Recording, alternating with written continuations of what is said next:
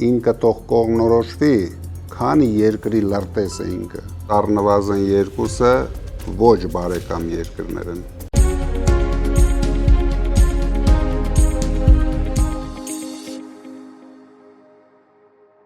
Պարոն Կարապետյան, բարև ձեզ։ Բարև Ալիկ ջան։ Ինչպե՞ս եք։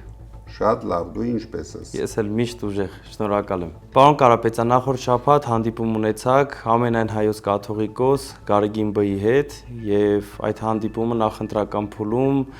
շատ բանի մասին էր խոսում։ Ինչպե՞ս կմեկնաբանեք։ Դա նախընտրական փուլում էր, բայց քաղաքականության հետ կապ չուներ։ Դա ընդամենը բարեկամական այցելություն էր կաթողիկոսի կողմից։ Մենք նույնիսկ քաղաքականության մասին մեկ բառ չենք խոսել, քանի որ թե վեհապարը, թե ես գտնվում ենք ապօրինի հետապնդումների տակ, շատ հետաքրքիր քննարկում ունեցանք։ Մենք քննարկեցինք մեր ազգային խնդիրների մասին, ազգային միասնության մասին, մեր ինքնությունների պահպանման խնդիրների մասին եւ եկեղեցու շուրջ ծավալված հարձակումների մասին եւ հույս հայտնեցինք երկուսս էլ, որ շատ շուտով այդ ամեն ինչը կանգնելու է եւ անողները շատ երջանիկ չեն լինելու դրա համար։ Պարոն Կարապետյան, Նիկոլ Փաշինյանը Երևանի իր քարոզարշավներից մեկի ընթացքում ադրբեջանական անվանումներով թվարկել է տարբեր գյուղերի անուններ, օրինակ Բարխուդարլի, Խեյրեմլի եւ այլն, որոնք սահմանազատման արդյունքում հայտնվելու են Ադրբեջանի տարածքում եւ սրա մասին նախորդ շաբաթ նաեւ ԱԳՆ նախարարն էր հայտարարություն արել եւ կոնկրետ անուններ չէր տվել գյուղերի, առանց որևիցե գյուղ նշելու։ Կարող ենք արձանագրել, որ սա հերթական միակողմանի զիջումն է եւ սա սկիզբն է 300,000 ադրբեջանցի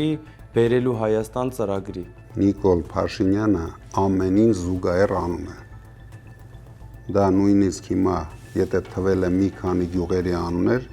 դա ոչինչ չի նշանակում։ Եթե Նիկոլ Փաշինյանը վերընտրվեց, ինքը կսկսի թվել Բասարգեճար, Գյոլչա, Սյունիքը, չգիտեմ ինչ անվանում Սյունիքին կտա, հետո կանցնի Երևանին։ Դրա համար ենք մենք ամեն օր ահազանգում, որ այս process-ը պետք է կանգնեցնել։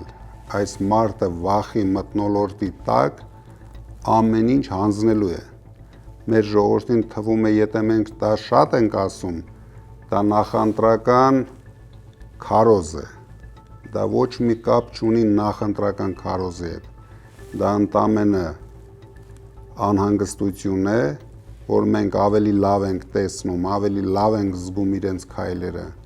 Դրա համար պետք է կանգնեցնել։ Իրենք միակողմանի զիջելու են ամեն ինչ։ Իրենք 300,000 դեռ դա ամենաճշգրիտ թիվը չի։ Միգուցե դա լինի 500,000, հենց սկսեցին գալ, ով է կանգնեցնելու այդ process-ը։ Կարող է մինչև 1 միլիոն ադրբեջանցի կան։ Ես համարում եմ դա պատահական չէր, որ շեֆը մեկ շաբաթ առաջ իր տեղակալին ուղարկել էր Հայաստան եւ նա եկավ, բոլոր հրամանները բոլորին տվեց։ Հիմա բոլորը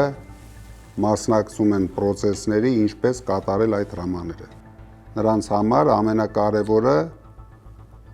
փափուկ ձևով տիրանալ Հայաստանին Նիկոլ Փաշինյանի օգնությամբ։ Պարոն Կարապետյան, Նիկոլ Փաշինյանը 2 օր առաջ հայտարարեց, որ դուք ինչ որ երկրի լրտես եք։ Կմեկնաբանեք ինչ որ ձև։